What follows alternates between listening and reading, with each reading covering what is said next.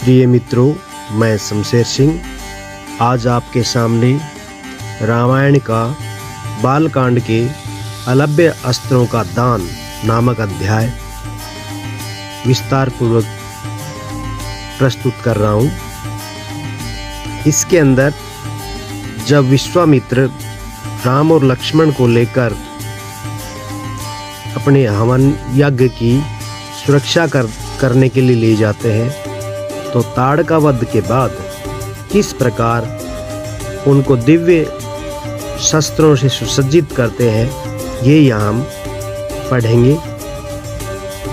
श्री रामचरित्र के प्रत्येक शब्द, प्रत्येक पंक्तियाँ आपके जीवन के अंदर अत्यंत महत्वपूर्ण भूमिका निभा सकती हैं। अतः इस वीडियो को ध्यानपूर्वक सुने। मार्ग में एक सुरम्य सरोवर दृष्टिगत हुआ। सरोवर के तट पर रुककर विश्वामित्र ने कहा, हे राम, ताड़का का वध करके तुमने बहुत बड़ा मानव कल्याण का कार्य किया है। मैं तुम्हारे इस कार्य पराक्रम एवं चातुर्य से अत्यधिक प्रसन्न हूँ।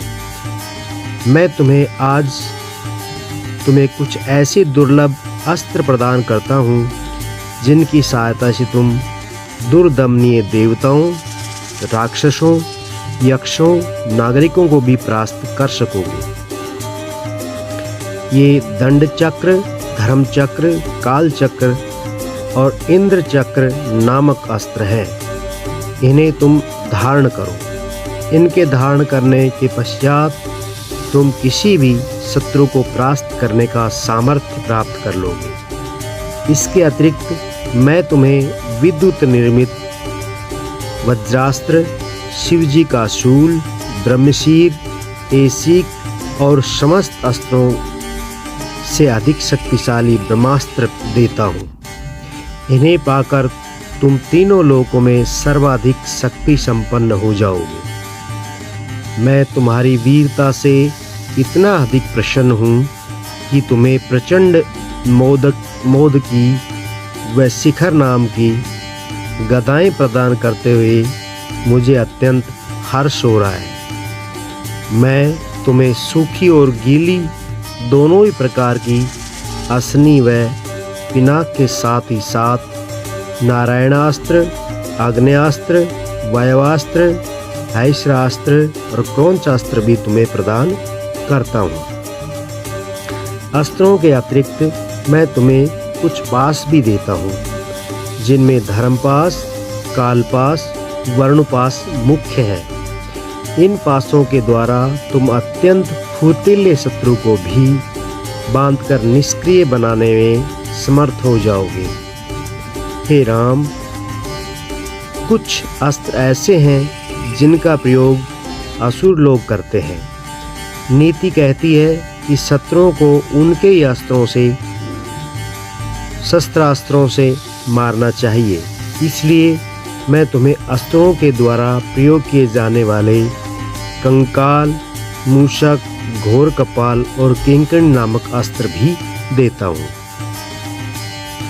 कुछ अस्त्र का प्रयोग विद्याधर करते हैं। उनमें प्रधान अस्त्र हैं खड्ग, मोहन, प्रस्वापन, प्रशमन, सौम्य, वर्षण, संतापन, विलापन, मदनास्त्र, गंधर्वास्त्र, मानवास्त्र, पैशाचास्त्र, तामस और अद्वितीय सोमनास्त्र। इन सभी अस्त्रों को भी मैं तुम्हें देता हूँ। ये मोसलास्त्र, सत्यास्त्र अस्त्रों को मायामय अस्त्र और भगवान सूर्य का प्रभास्त्र है, जिन्हें दिखाने मात्र से शत्रु निस्तेज होकर नष्ट हो जाते हैं। इन्हें भी तुम ग्रहण करो। अब इन अस्त्रों को देखो।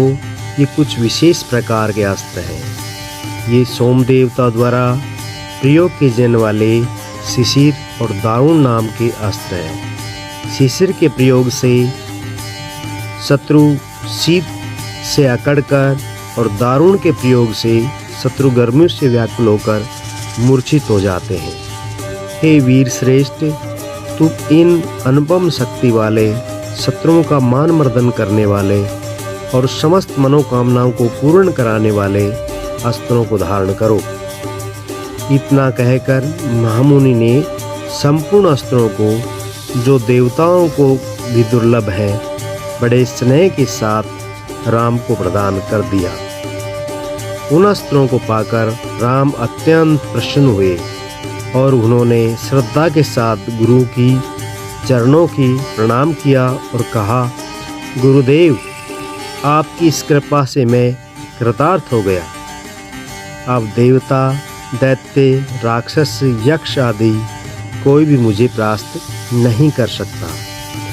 मनुष्य की तो खैर बात ही क्या है, किंतु मुनिवर, इसी प्रकार के अस्त्र गंधर्वों, देवताओं, राक्षसों आदि के पास भी होंगे और उनका प्रयोग वे मुझ पर भी कर सकते हैं। कृपा करके उनसे बचने के उपाय भी मुझे बताइए। इसके अतिरिक्त ऐसा भी उपाय बताइए जिससे इन अस्त्रों को छोड़ने के पश्चात अपना कार्य करके ये पुनः मेरे पास वापिस आ जाए। श्री राम के इस प्रकार कहने पर विश्वामित्र बोले, हे राघव, शत्रुओं के अस्त्रों को मार्ग में ही काटकर नष्ट करने वाले इन सत्यवान, सत्यकीर्ति, प्रतिहार, परांगमुख, अवान्मुख, लक्ष्य, उपलक्ष्य आदि इन अस्त्रों को भी तुम ग्रहण करो। इन अस्त्रों को देने के बाद गुरु विश्वामित्र ने राम को वे विधियां भी बताई जिनके द्वारा प्रयोग किए जाते हुए अस्त्र वापस आ जाते हैं। चलते चलते वे वन के अंधकार से निकलकर ऐसे स्थान पर पहुँचे जो भगवान भास्कर के दिव्य प्रकाश से आलोकित हो रहा था और सामने नाना प्रकार के सुंदर वृक्ष, मनोरम, उत्पत्ति का मनोमुग्धकारी दृश्य दिखाई दे रहे थे। श्री राम ने विश्वामित्र से पूछा, हे मुनिराज, सामने पर्वत की सुंदर उत्पत्तिकाएं में हरे हरे वृक्षों की जो लुभावनी पंक्तियां दृष्टिगत हो रही हैं, उनके पीछे ऐसा प्रतीत होता है जैसे कोई आश्रम है। क्या वास्तव में ऐसा है या मेरी कल्पना मात्र है? वहाँ सुंदर सुंदर मधुरभाषी पक्षियों के झुंड भी दिखाई दे रहे हैं, जिससे प्रतीत होता है कि मेरी कल्पना निराधार नहीं है। इस प्रकार प्यारे मित्रों, ये अध्याय समाप्त होता है। अगर वीडियो अच्छा लगा तो इसे लाइक कीजिए एवं चैनल को सब्सक्राइब अवश्य कीजिए। अगर आप ऐसा करते हैं तो मेरा उत्साह और अधिक बढ़ता है और मैं आपके लिए इस प्रकार की धर्मसम्मत वीडियो लेकर आता रहता हूँ। धन्यवाद।